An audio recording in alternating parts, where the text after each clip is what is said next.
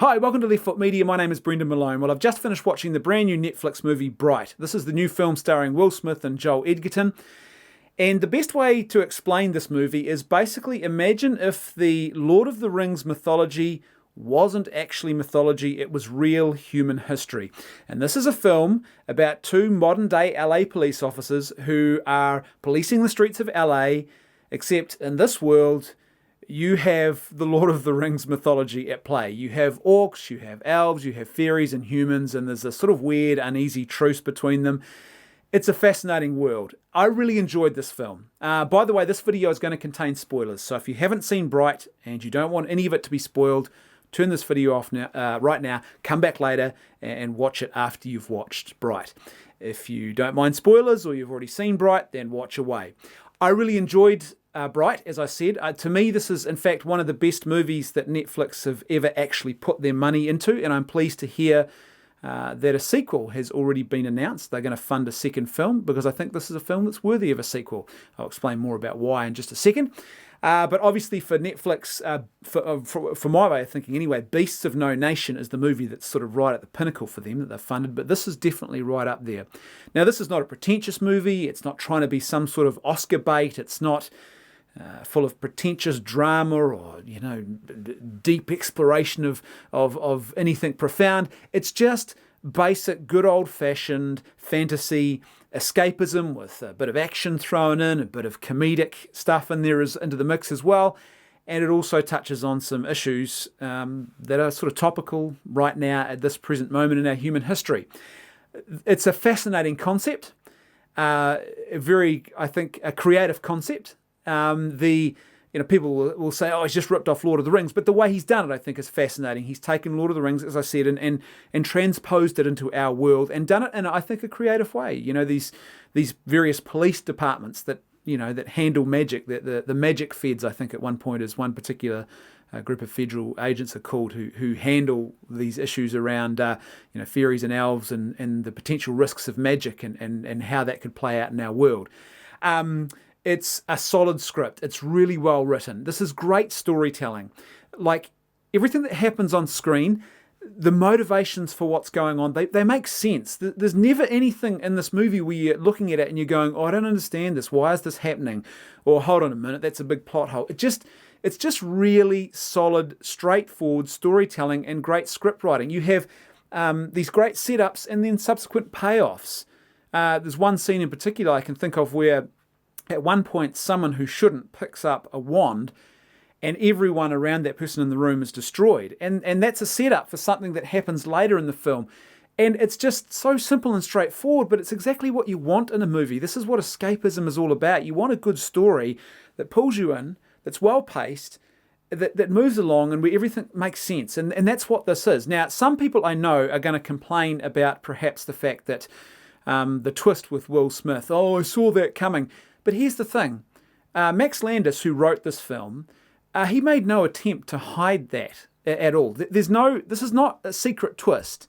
In fact, it's not even really a twist, because right from the very beginning of the film, very early on, where they pick up the drunk guy who's waving the big broadsword around, and he utters that prophecy in the back of the police car, he's very clear at that point about Will Smith being someone special, and it's pretty clear as the plot develops. There's a couple other things that happen as well that make it clear that Will Smith is actually a Bright. It's not, there's no twist there, and the thing is, you couldn't really hide that anyway. If he'd hidden that and it had happened, he'd picked up the wand at the end, we all would have been going, oh, what, this doesn't make a lot of sense. It wouldn't have, I don't think it would have actually made much of a difference at all. So I know some critics are probably going to complain about that, but I think, as I said, he never made any attempt to hide that fact. It wasn't like, oh, I saw that coming, because, yeah, of course you did, because the script's written in such a way as to clearly hint at that fact.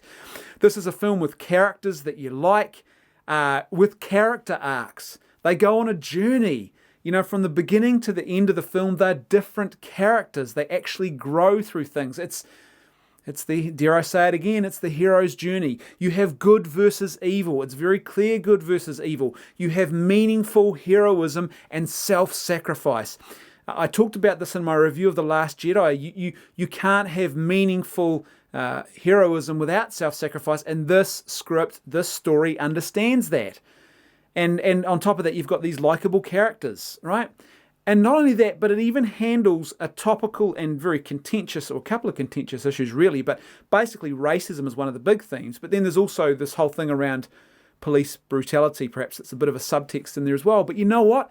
It integrates that theme, which is obviously a controversial topic, into this film without any social justice warrior preaching. It doesn't feel like propaganda. It doesn't feel forced. It's not like being hit over the head, with a brick. It actually integrates it in such a way that it touches on the issue in a more meaningful and concrete kind of way. And it actually, ironically, will probably open up people perhaps to thinking maybe a little bit more deeply about those issues, because it doesn't jam a whole lot of SJW preaching down your throat. Which is why I I got on Rotten Tomatoes in preparing for this video just to research a couple of key points about the production of the film. And lo and behold, what do I discover? I wasn't looking for this, but I discover that the critics, the professional critics, on Rotten Tomatoes, this has a rating of only 33%. But the audience, who number somewhere about 3,500 at the time of making this video, have given this a 90% approval rating.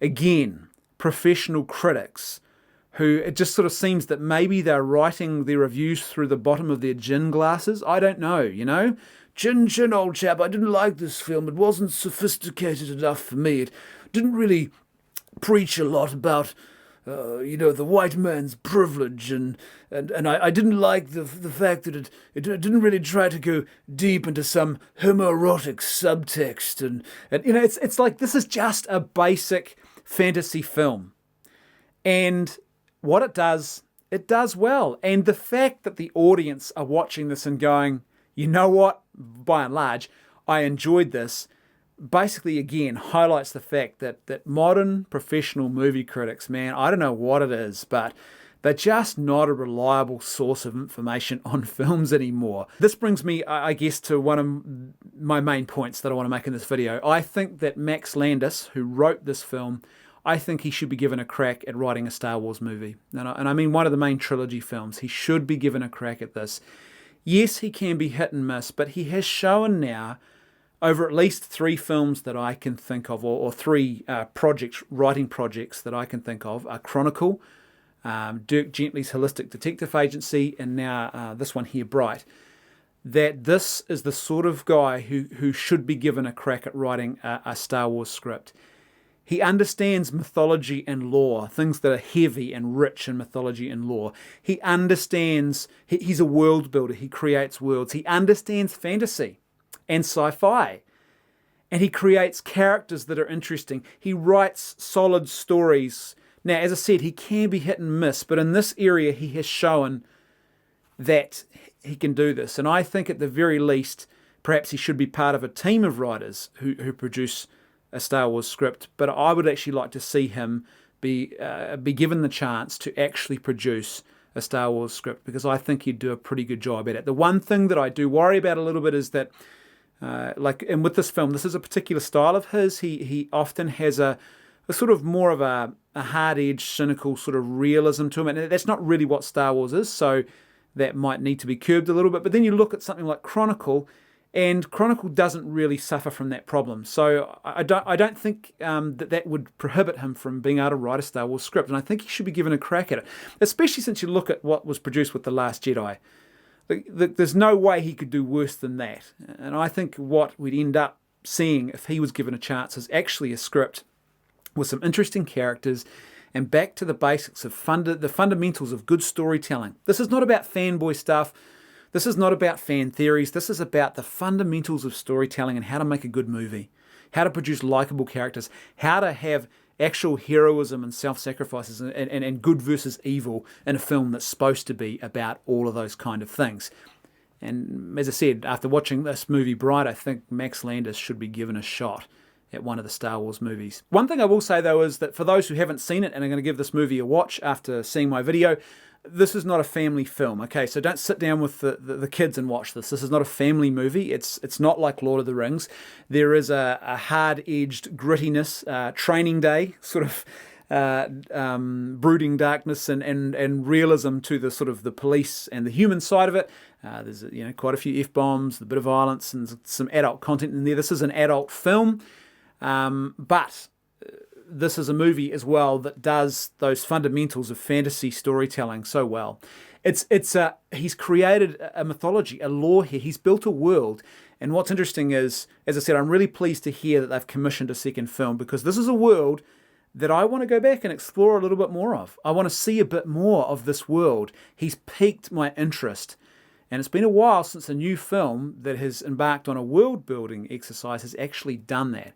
So, for my money, like I said, I think this is a script writer who should be given a shot at creating a Star Wars script. As per usual, though, I'd love to know what your thoughts are. If you've seen the film, let me know in the comments section below. Do you agree? Do you disagree with what I've said? And also, don't forget, if you like the content I'm producing, please support me on Patreon. The more support I get there, the more of this content I can produce on a more regular basis. The link for my Patreon is in the description below, and it's also on screen now. Thanks for watching. I'll see you next time on Left Foot Media.